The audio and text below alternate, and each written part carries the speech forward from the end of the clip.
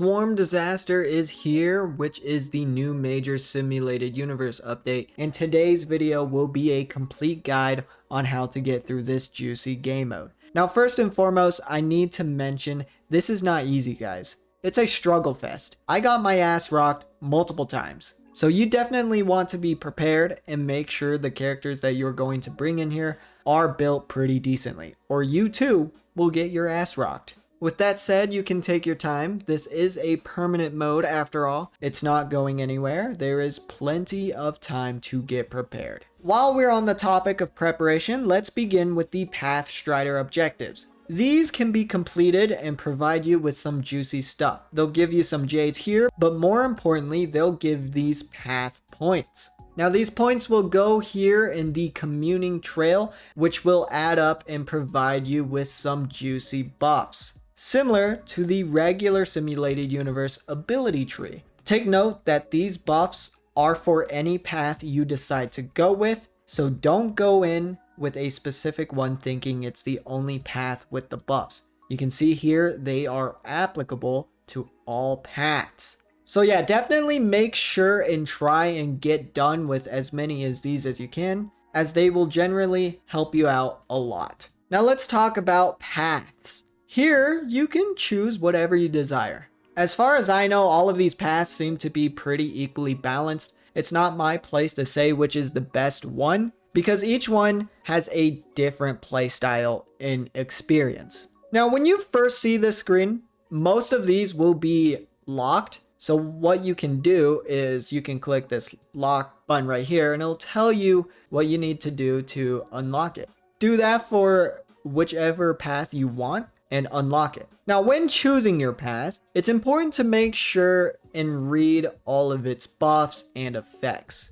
because they have some new stuff going on with it. For example, here in the hunt, it has a continuous effect which will provide crit damage if you move to a domain with blessing trotters or curio trotters, and after they're defeated, it'll give crit damage, 30%. So it's possible to just have a shit ton of crit damage by the time you get to the final boss. And the die effects provide a unique experience. And another thing that's new is this new interplay system, which have synergy with other paths. As you can see here, the hunt has a synergy with abundance that will restore HP after defeating enemies. It has an interplay with elation, which will increase speed. Yeah, they all have a whole different thing. So my best suggestion is to just go in with whatever path you want and stack up on the blessings for said path and just truck on through. I suppose the only path to point out is if you're struggling to survive,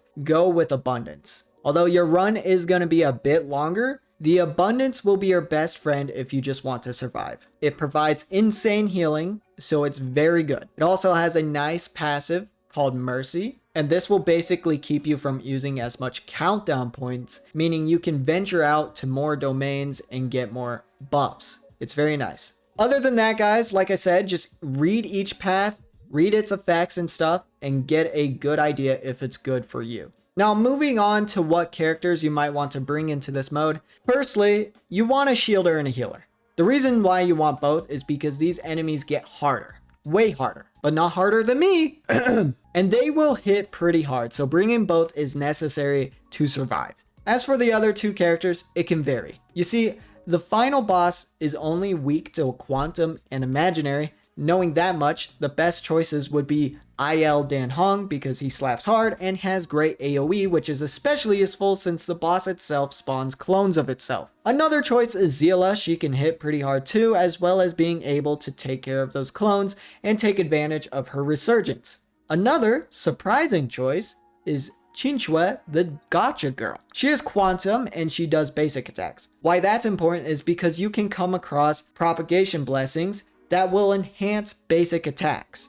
So that is especially perfect for her and Dan Hong. Now, for those who might not have those specific characters, might wonder how in the goddamn are you going to do this without Quantum and Imaginary? Fear not, for that there is a way to add an additional weakness to the boss. Just use Silver Wolf. I'm joking. Well, the option to use her is there. But anyway, once you get to the first stage boss, you'll have the option of choosing between two bosses.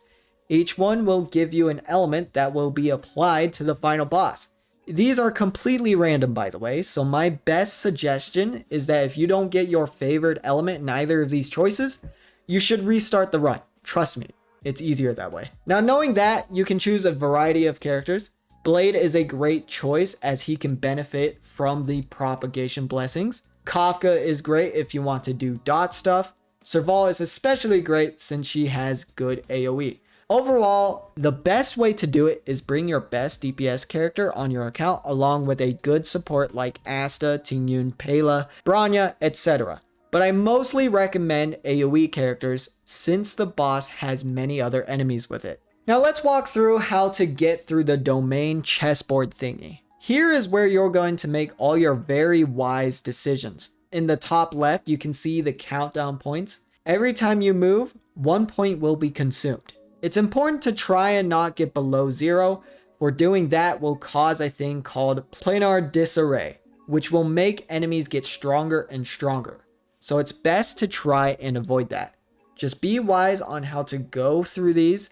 Don't keep going up and down as that will consume a lot of points. Again, if you're running abundance, you have a little more freedom.